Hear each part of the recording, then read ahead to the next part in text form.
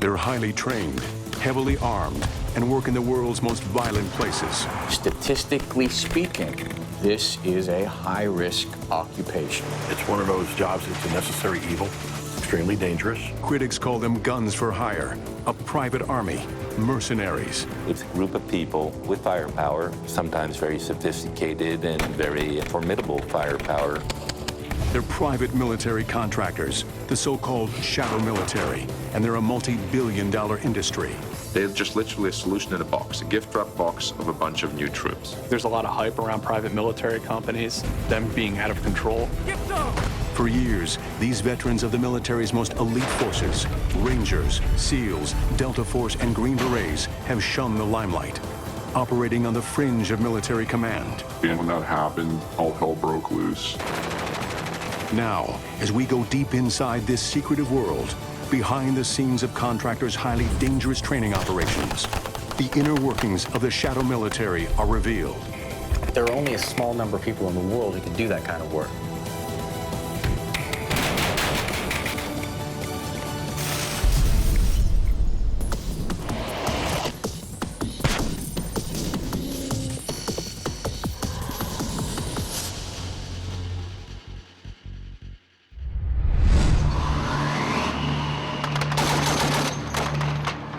Baghdad, 2003.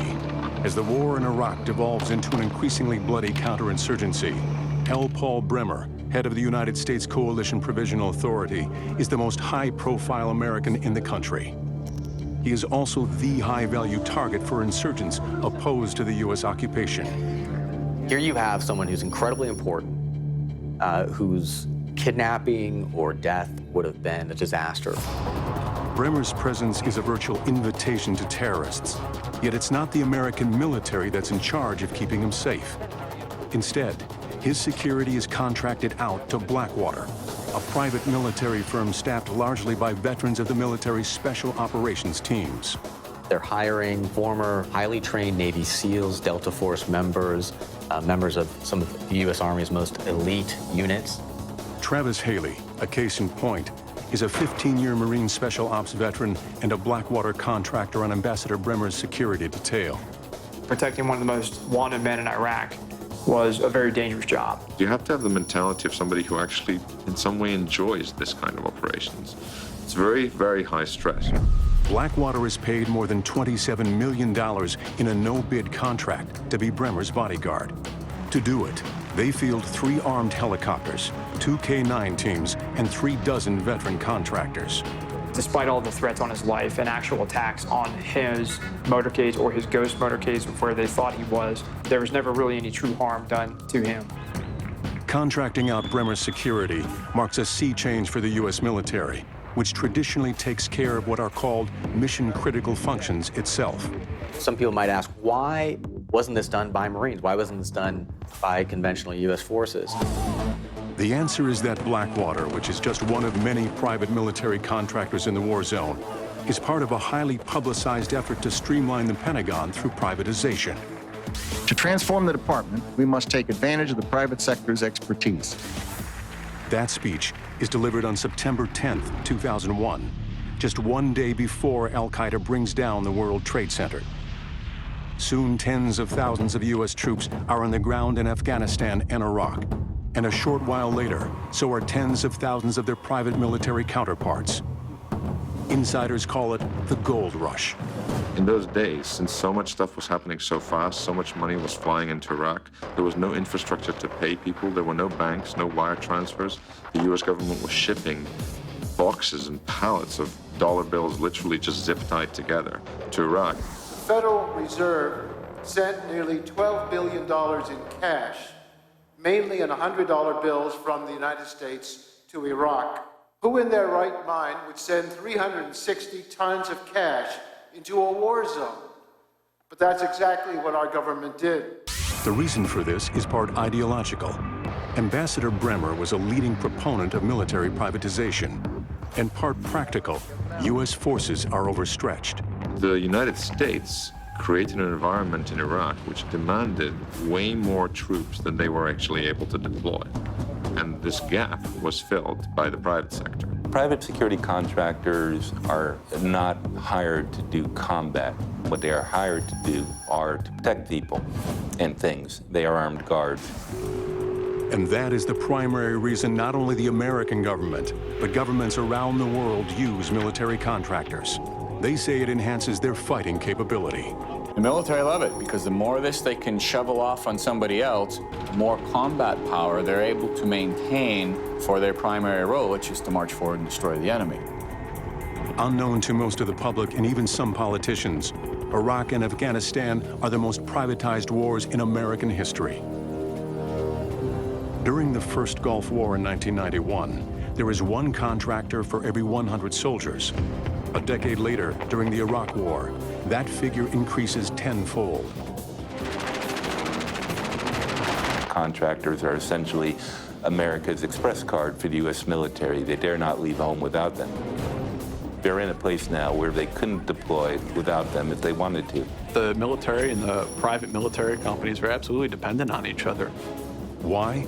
Because the modern face of war is changing, and changing fast.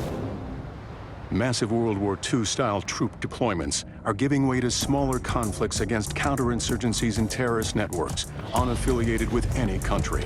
Our distinct lines of war and who fights it are truly breaking down in the 21st century. We're not doing regime change the old way that we did it by trying to topple governments and occupy the country. At the end of the day, the U.S. government has only so many Department of Defense forces that are out there. Technically, private contractors aren't there to be on the front lines. They're there to support the regular military by providing logistics and security. And it's just not about guys carrying guns. That's a very small piece. Only 5% is the sort of the Hollywood, the guys with the guns. But it's called military contracting for a reason. So guns and knowing how to use them remain central to the mission of private contractors. And their training can sometimes be unorthodox. A private contracting company gave our cameras rare access to this drill called the Gauntlet. It's not something seen at your average military boot camp. If you want to work on one of our teams, there's 3 things we have to be good at. They are confidence, control, and trust. Confidence means having the ability to move in front of each other while rounds are snapping over our shoulder. Commence firing.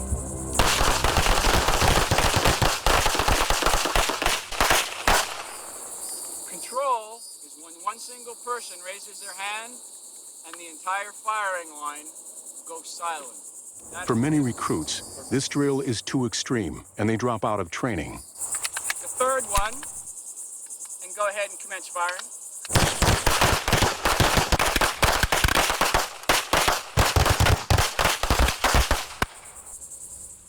Is trust. Because if we don't have trust in each other like this, it's simply not going to work.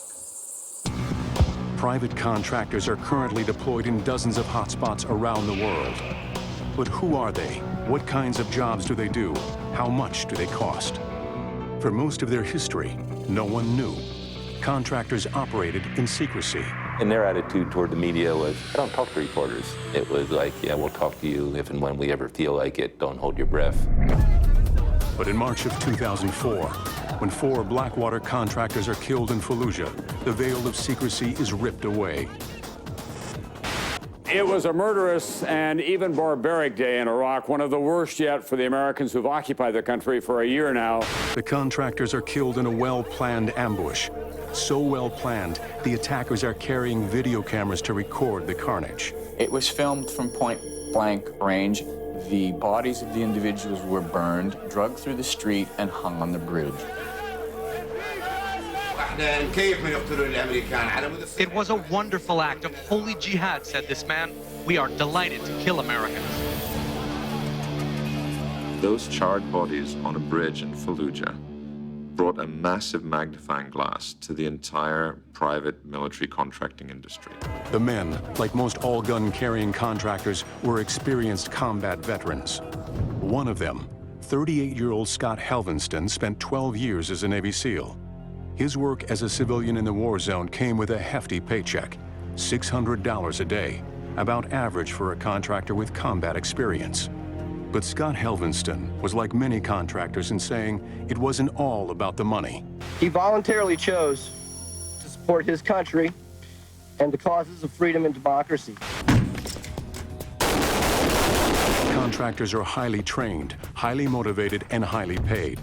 But despite many paying the ultimate sacrifice, their reputation has been hurt by a perception that money is their only motive. One of the biggest misconceptions about contractors and their role is just that we're guns for hire. They would go out there, we don't care about the cause, wherever the money's at, that's where we're at. That's not the case. I think the perception that the American public has is a lot of these, beer-bellied yahoos run around with guns. This stereotype really doesn't apply across the board. It is a generalization.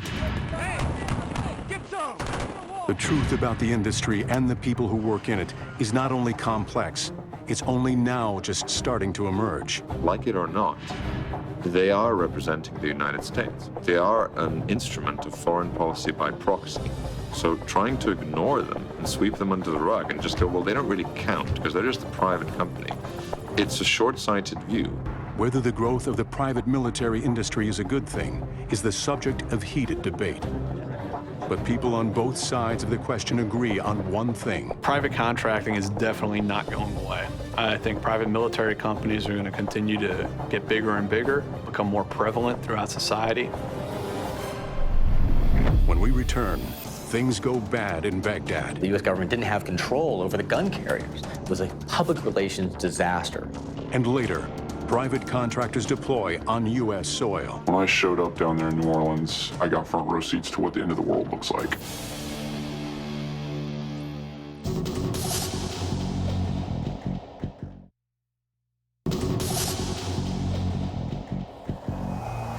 In an undisclosed location in the southern United States, a security company training private military contractors uses assault rifles and remote-controlled explosives in a live-fire drill.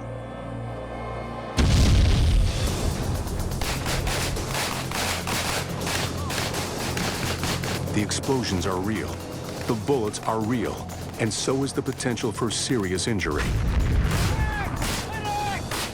Because otherwise it's a game. If you don't train with live ammunition, you pattern your reaction to the game.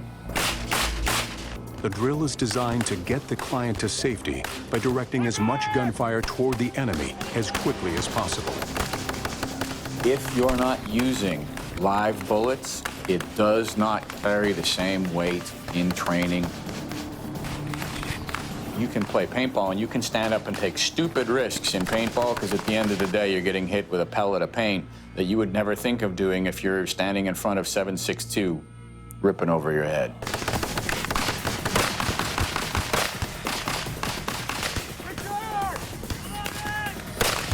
They're preparing for what they call the 1%, when the planning falls through and the training takes over.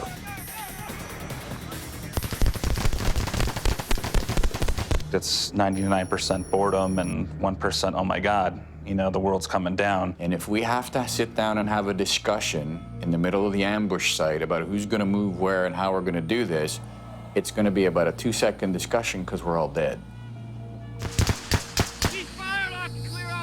It's this live fire experience that makes contractors, some of them graduates of the military's most elite services, so valuable in the private sector. Often the guys with the most experience in war zones were the contractors. And that's why private companies and the U.S. government is willing to pay such a premium to hire people to do that. But despite all that combat experience, private contractors insist that fighting is a last resort. Usually your standard is do not shoot until you're shot at. 97% of this industry is preventative in nature. A lot of our job is not the brawn, it's the brains. You have to be a problem solver first. You can't just pull a trigger. Contractors say that with proper planning and logistics, going hot, by which they mean actual shooting, can almost always be avoided. I often say that every bullet has a lawyer's name on it, and we don't want to get to that point. If a situation has gotten to a point where it's physical, it's gone too far already. Security contractors don't wake up in the morning and say, how many people can I kill today? Still, despite the effort to avoid conflict, private military contractors train and practice for worst-case scenarios, for firefights. ambushes, and assassination attempts. Their clients may be a diplomat on a dangerous posting, a ship traversing pirate-infested waters, or an oil company trying to drill in a hostile country. All different situations with one thing in common: deadly violence is a real possibility. And that's why private contractors plan to be on defense, but train to be on offense. If the bottom falls out and you find yourself in a very hostile, life-threatening circumstance, most people don't realize how aggressive you have to become, how violent it is, and how badly you are in trouble in terms of having a very limited amount of time to deal with that situation. You're protecting someone's life, and there's no room for error or mistakes or knee-jerk decisions, so it has to be very logical and strategic. Are we prepared to be victorious if it gets to that? Absolutely. But that's not what we're in the game for. This flies in the face of a public perception that private contractors are gun-happy cowboys or mercenaries, a term they hate. The word mercenary is a very loaded word. They don't like being called mercenaries. Every time I hear the term mercenary, I sort of bristle. Mercenary, to me, is a dirty word. Private contractors say calling them mercenaries or soldiers for hire makes it seem as if they'll work for the highest bidder, whoever that might be. But even supporters, both in and outside the contracting industry, admit there are rogue contractors who've done just that. On the bad cases, you have non-state actors, such as terrorist groups, drug cartels, and so forth. They'll come in and they could hire basically mercenaries, just guns for hire, to go in there and wreak havoc on whoever their enemies are. Are there lone wolves out there and people willing to do just about anything for money? I mean, look at our drug trade. But the major players in the industry avoid these contracts for one simple reason: they're bad for business, at least long term. The second we do that, we really have become the dogs of war, and we won't touch it. We're not going to go there. We won't. None of us are really bloodthirsty killer types that the Hollywood guys make us out to be. But it is a business. How big is anyone's guess? Analysts have come up with figures ranging from $20 billion a year to more than 5 times that number. You hear this figure of $100 billion a year, but nobody knows what it refers to and for what duration. So the short answer, if anybody gives you a figure, they're either ignorant or they're deliberately lying. That desire of private contractors to remain under the radar is still very real. They may have a state-of-the-art web presence, but you have to know where to find them. Some of the names of private military companies are in fact nebulous. They're designed to be nebulous because they don't want to advertise what they do. For example, the name of Tiger Swan, a well-known contractor, discreetly reflects the dual nature of the contracting business. The Swan, serene, watchful, and the Tiger, capable of deadly violence. There's a hard and soft aspect of this that's going out there. Another contractor, Executive Outcomes, famous for its 1995 routing of a violent insurgency in Sierra Leone, sounds like a business management group.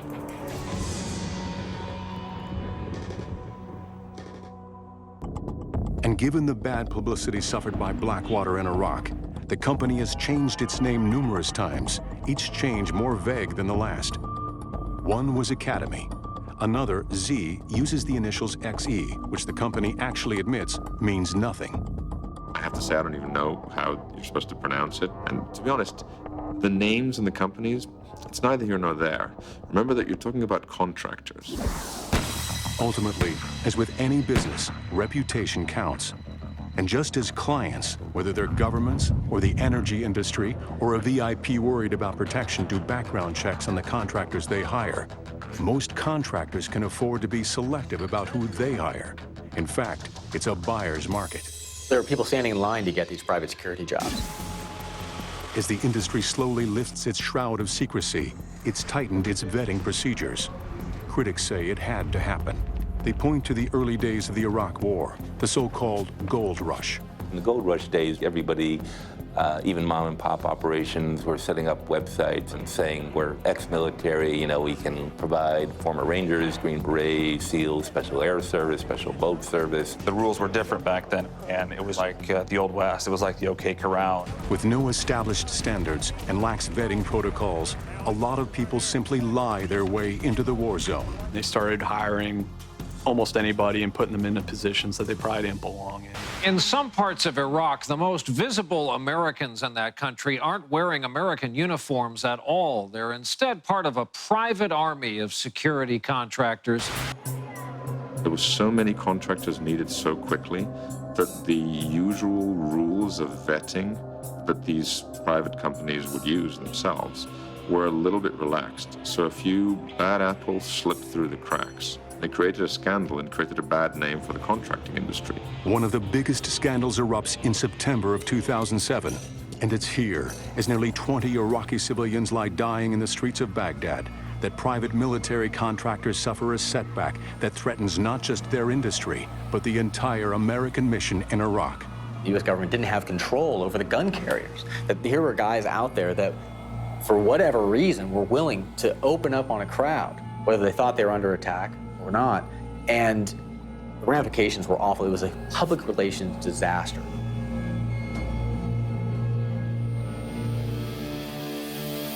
Coming up, contractors fight a modern-day Alamo.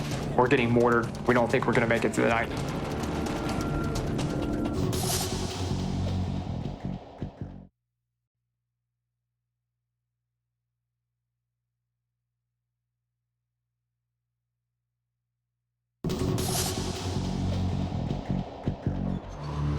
As the insurgency in Iraq drags on, the unprecedented deployment of tens of thousands of military contractors results in the lines between the government military and the private military becoming blurred. Contractors increasingly find themselves under fire, and sometimes fire back. When you look at how private security contractors were operating in Iraq, it wasn't that surprising that something like Nisour Square was going to happen. He's referring to what emerges as one of the biggest scandals of the Iraq War. In September of 2007, in downtown Baghdad, a Blackwater PSD, or personal security detail, is escorting a State Department convoy and says insurgents fired on them. The firm says its guards were ambushed, first by a car bomb, then small arms fire. This convoy felt like they were under attack, and they just opened up. When the smoke clears, 17 Iraqis lie dead. Many more are wounded. Iraqi Prime Minister Nouri al-Maliki tells Washington he wants Blackwater out of his country, a demand that soon reveals just how dependent the U.S. is on private contractors. The ban on Blackwater USA, America's most high-powered security firm in Iraq, has paralyzed the U.S. diplomatic mission here. Without Blackwater to protect them, U.S. officials can't leave headquarters in the green zone. We need protection for our diplomats, and I'm quite certain that with goodwill we can resolve this. And she's right. The ban never takes complete effect. The reputation of private contractors takes a hit, but their essential role in the war effort is no longer in question. Within days, Blackwater contractors are back on the streets. Nisour Square was, in many ways, the straw that broke the camel's back. It hurt the industry. I think it still continues to hurt the industry today. What happens in Nisour Square points up the chief source of controversy over the use of contractors. Who do they report to? Where do they fit in the chain of command? Or are they outside it altogether? A private security unit is not an army. It's nothing like an army. The Army had a much more highly defined hierarchy, a more regimented command structure, and then you had these private companies who could do whatever they want. And they did. In fact, this was one of the original reasons for using private contractors. The administration didn't have to ask Congress for permission. There is no system of checks and balances. It's a workaround for political expediency. And once those contractors were on the ground, they weren't bound by the legal restrictions that apply to the regular military. For contractors, the rules are a little bit different. And the reason is they can't be court-martialed. private security contractors give the government plausible deniability for an action. When you shift all the blame onto a private military company, you actually do the politicians a great favor because now you're shifting the blame over to them. Private contractors in Iraq were not only exempt from military law, they were exempt from Iraqi law. We should be concerned. Private contractors don't wear the badge of the United States. They answer to a corporation, not a uniformed commander. When the contractor did something wrong, they would basically say, you're fired, you're out of here, here's your plane ticket back home. Eric Prince, a former Navy SEAL and Blackwater's founder, leaves no doubt about this when questioned by Congress about a Blackwater contractor accused of murder in Iraq. We can't flog him, we can't incarcerate him. That's up to the Justice Department. We are not empowered to enforce U.S. law. Effectively, this meant thousands of unregulated, heavily armed men were roaming around Iraq. The idea of a law in a war zone is a bit of a misnomer. It's a situation Senator James Webb, himself a former Secretary of the Navy and a decorated war veteran, takes issue with during this call to MSNBC's Morning Joe. With respect to Blackwater, we've allowed mercenaries to actually conduct combat operations, and we've never done this before. And they're doing this with no legal structure over them. It's a situation that I don't think we fully appreciated or anticipated, and it really begs for some, not only for some oversight, but we need to get these mercenary units out of combat. Soon, Congress passes a bill making contractors in combat zones subject to U.S. military law. But the lines of authority remain unclear. They've yet to be tested by the Supreme Court, and there are many lawyers who follow this very closely who think the Supreme Court will follow historical precedent and say, essentially, these are civilians, and it's just wrong to presume that the military can have any sort of jurisdiction, let alone prosecute these people. It has to be done in civilian court. But the legal standing of contractors is a source of debate even before the bloodshed in Nisour Square. Controversy erupted after what seemed to be a conventional battle in Iraq's holy city of Najaf in the spring of 2004. This was an extremely hot environment. There was lead flying all over the place. That's return fire coming back at us. Yeah, they're shooting back.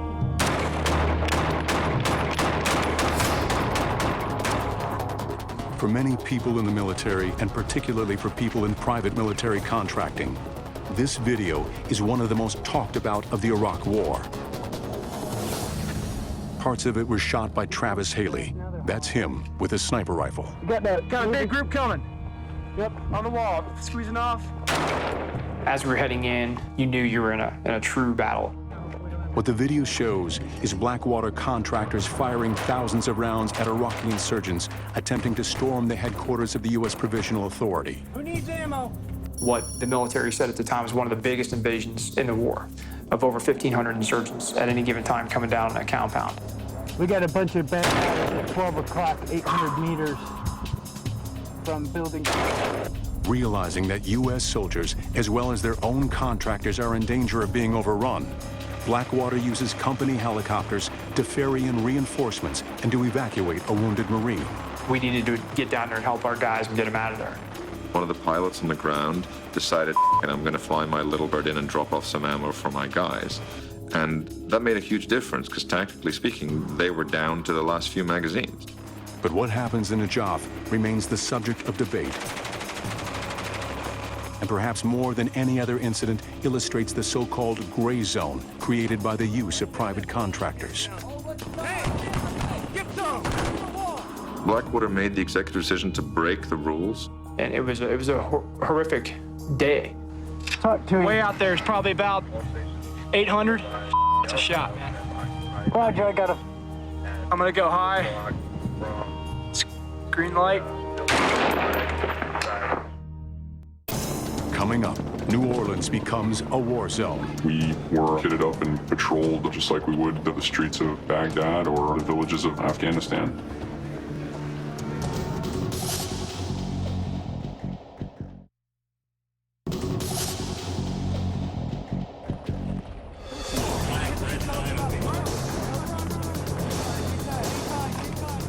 Najaf, Iraq, April 2004. a small team of Blackwater contractors is fighting side by side with a handful of American troops against a throng of Iraqi insurgents. Holy look at all them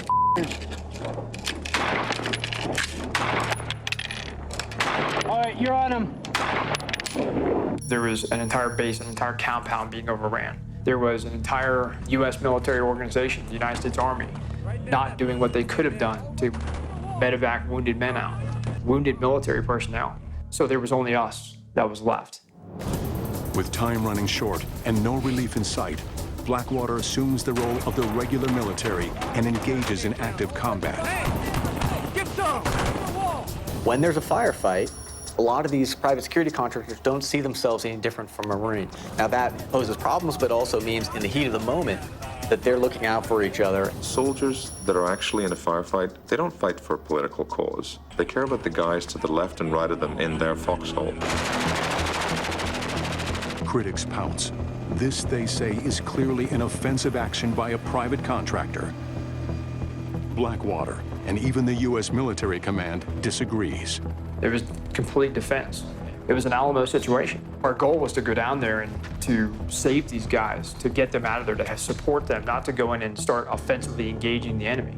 It was to do what was necessary to get them out. Shirt, running along that wall.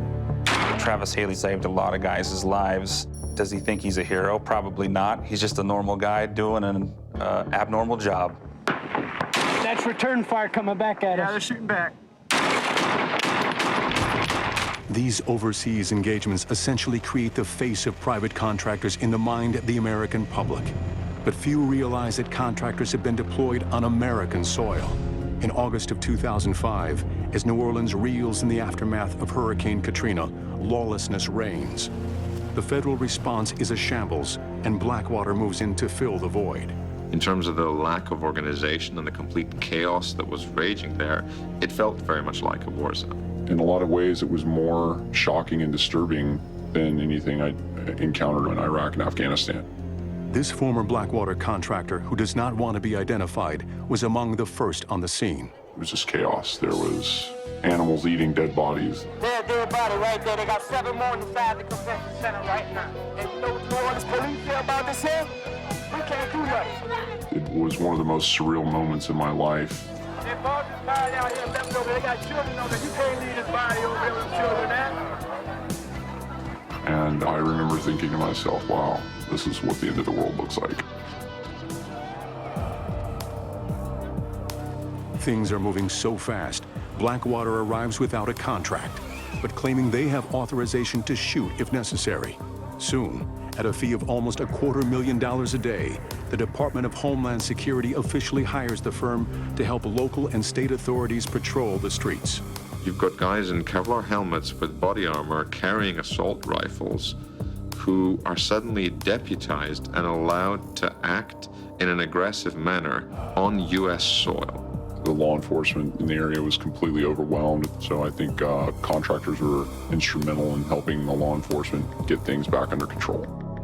The presence of a private military force on American soil has many people, and even some contractors, wondering if the Founding Fathers' insistence on civilian control of the military has been turned on its head.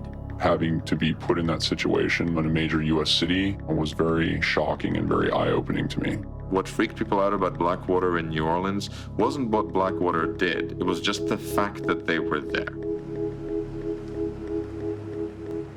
But while it's the armed contractors, the so-called gun carriers, who make the headlines, many contractors rarely, if ever, handle a firearm. Military contractors and contractors in general fill a whole series of different roles. Some of them are mechanics. Some of them cook your food. Some of them fix your generators. In the first 6 months of 2010, more civilian contractors than U.S. soldiers are killed in Iraq. It isn't widely reported, but at least 250 lose their lives. People, as a general rule, tend to get much less upset about the death of a private military contractor than they do about a member of the armed services. Private military contractors do not come home in flag-draped coffins. The risks haven't put a dent in business. On contractor websites, there are thousands of jobs and thousands more applicants. If you're a Navy SEAL for 15 years, and then you leave the military, what are you gonna do? Are you gonna work at Walmart? Are you gonna do some middle management job in an office somewhere? First of all, you'll get bored. Second of all, you're not gonna be very effective. There's only one thing that you know how to do very well, and that's operate in an active war zone. So yeah, that's kind of a blessing and a curse. I could either sit in an office somewhere or sit in a couch and not give anything back. Uncle Sam put millions of dollars into my training, and I could utilize it to help other people for other causes. So that was a no-brainer for me. Even with the drawdown of forces from Iraq, business isn't slowing down. Private companies, particularly in the energy sector, are increasingly using private contractors. A lot of the big money to be made by private oil companies, for example, or engineering firms, is in really dangerous places. Countries in Africa where there are hot conflicts going on. Southern Iraq, for example, where they're rebuilding the oil fields. And it's in those places where these private companies are hiring small private armies to protect their interests and get the work done. Our job is not to be combatants. We're there to be, as advisors and mentors and subject matter experts. As the excesses of the gold rush days fade from memory, the industry is slowly becoming more open. In fact, one area where it's in the industry's interest to promote a high profile is maritime security, anti-piracy. This has become very big business, very quickly. There's not enough law enforcement, naval forces, any government forces. There's just not enough of them out there to solve this problem. Pirates off the coast of East Africa cost business and governments over $10 billion a year, to say nothing of the impact on sailors taken hostage for ransom. Pirates pose a big threat to unarmed vessels because they go after a vessel and they just shoot, and whatever doesn't shoot back, then they just get on and they swarm and terrorize them. The most infamous piracy case in recent memory, the hijacking of the Maersk Alabama in April 2009, results in Navy SEALs shooting dead 3 Somali pirates while rescuing the ship's captain, Richard Phillips. Contractors have high praise for the SEALs, but insist they cannot and would not engage in that type of operation. That activity needs to be reserved for sovereign nations, the UN, and other countries. This isn't a private security issue. Instead, anti-piracy for private contractors is, like all their other operations, designed to be defensive. Our rules of engagement out at sea are very, very clear. We cannot fire on a ship that's approaching ours unless they show hostile intent. We're not there to attack or chase them. We're just there to keep them away from us. And the results speak for themselves. No ship with a security team on board has ever been taken by pirates. It's really simple. You put a deterrent at the place of the potential crime. Which, say contractors, is the ultimate reason to hire them. Still, many people, both in and out of government, remain wary. Mistakes made during the gold rush days in Iraq continue to loom large. And apprehension is widespread about whether a private military is truly compatible with the American way of making war. Coming up, private military contractors as peacekeepers? No one knows exactly how to do that, but a lot of people know exactly how not to do that.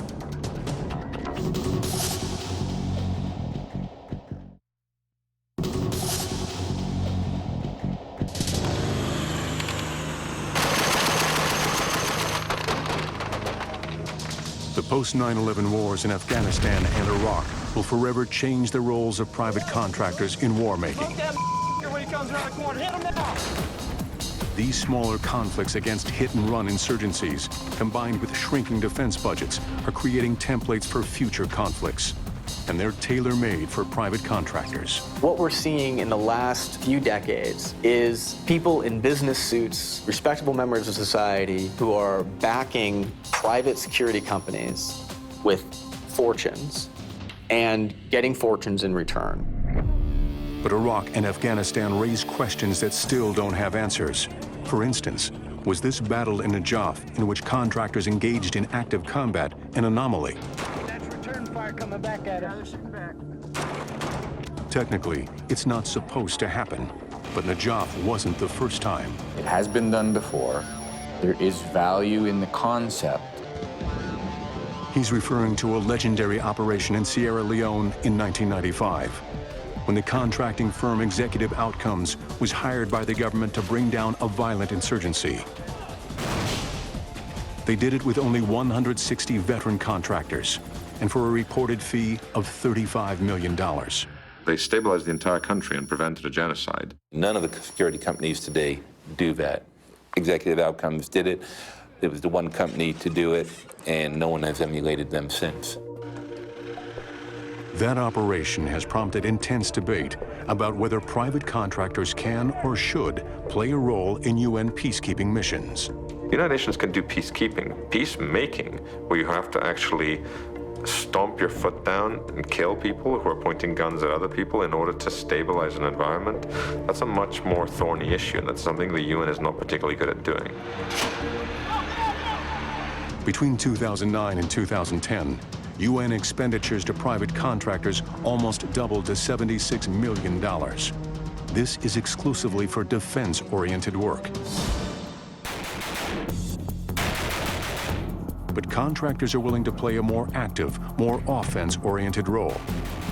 There are people who are concerned that private security contractors in the future could be convincing governments that they can do more. The question is, how best to use them, how best to monitor them, how best to have transparency and oversight and accountability.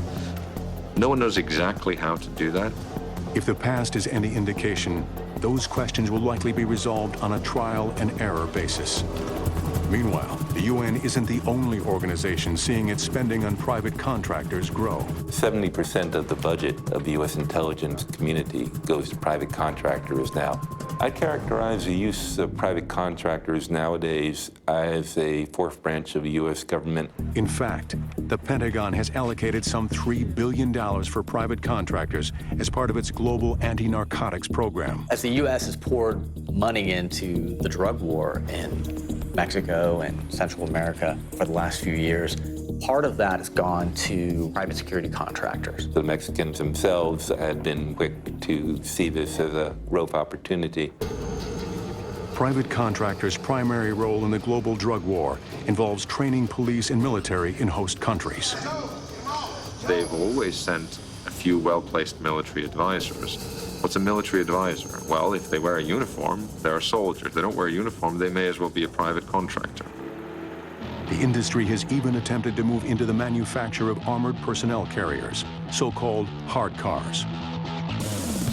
Blackwater invested millions of dollars in the production of this vehicle called the Grizzly, but ultimately failed to win the Army contract. Despite the setback, private military companies are set to compete with traditional military suppliers. This is a very fluid industry. Trying to nail any of this down is like trying to nail Jell-O to a wall. But there's no question that it's here to stay and getting bigger every year. The information age is creating new opportunities. Many feel the next very lucrative frontier will be cybersecurity. That's big money, and it's a very huge concern for corporations. For the private sector in the information age, contracting for security can mean a lot of things. Protection from computer hackers, creating a cyber cordon around a business, protection of intellectual property rights. The list goes on. Well, we've become an international business enabler. We can do ethical hacking and go in there and help organizations find out where the seams are and where their problems are in their network enterprises. But most contractors won't find themselves in front of computer screens. In an era of global unrest, they'll be doing what they've been trained to do, carrying weapons in the world's worst hotspots. When you're in a conflict zone like Iraq, would you rather trust the veteran special forces guy who you're deploying with, who may well be a private contractor, or the 20-year-old who's probably seeing his first ever tour of duty? The answer is fairly obvious to a lot of people. You want to be surrounded by somebody who knows exactly what they're doing when the lead starts flying.